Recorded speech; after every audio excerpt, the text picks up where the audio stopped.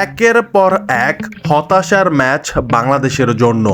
প্রতিপক্ষ পাকিস্তান, আরব আমিরাত যেই হোক না কেন, টাইগারদের স্কোরবোর্ডে শুধুই ধ্বংসের ছাপ।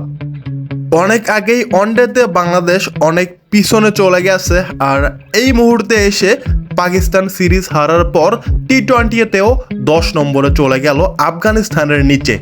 তাহলে ভাবুন বর্তমানে বাংলাদেশের ক্রিকেট এখন কোন অবস্থায় আছে। কিন্তু এই হতাশার মাঝে নতুন এক তারকার নাম তানজিম হাসান সাকিব। একজন বোলার হয়েও ব্যাট হাতে গড়েছেন অবিশ্বাস্য এক বিশ্ব রেকর্ড।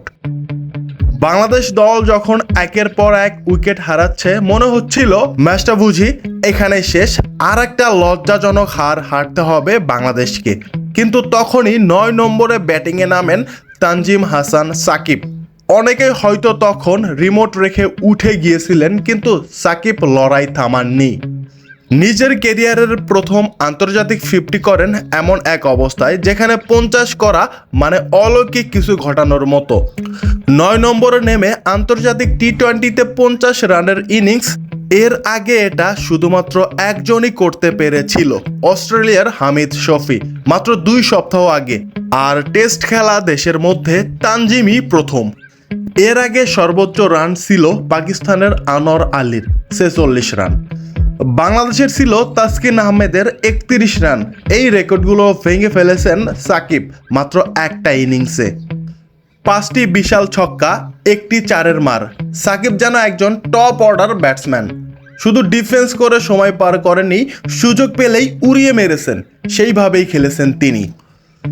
ডট বল কম, স্ট্রাইক রেট ভালো, সঠিক টাইমিং, দুর্দান্ত টেম্পারমেন্ট, সব মিলিয়ে পরিপূর্ণ এক ব্যাটিং ইনিংস। তানজিম শুধু ব্যাট হাতেই নয়, বল হাতেও দারুণ।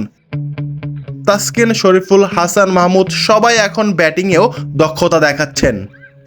এই ব্যাটিং গভীরতা, এই লোয়ার অর্ডারের অবদান টাইগারদের জন্য একটা নতুন আশার দিগন্ত খুলে দিচ্ছে। হয়তো ম্যাচটা জিততে পারেনি বাংলাদেশ, তবে এই ইনিংস হয়ে থাকবে স্মরণীয়। একজন তরুণের আত্মবিশ্বাস, লড়াকু মানসিকতা আর অবিশ্বাস্য পারফরম্যান্সের গল্প। তানজিম হাসান সাকিব প্রমাণ করেছেন নিচের দিক থেকেও ক্রিকেট জিতে নেওয়া যায় সাহস আর দৃঢ়তায়।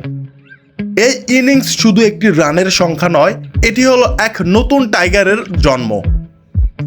আপনি কি মনে করেন তানজিম হাসান সাকিব বাংলাদেশের পরবর্তী বড় অলরাউন্ডার হতে পারেন? কমেন্টে আপনাদের মতামত জানাবেন। Rabiul Hasan, the round.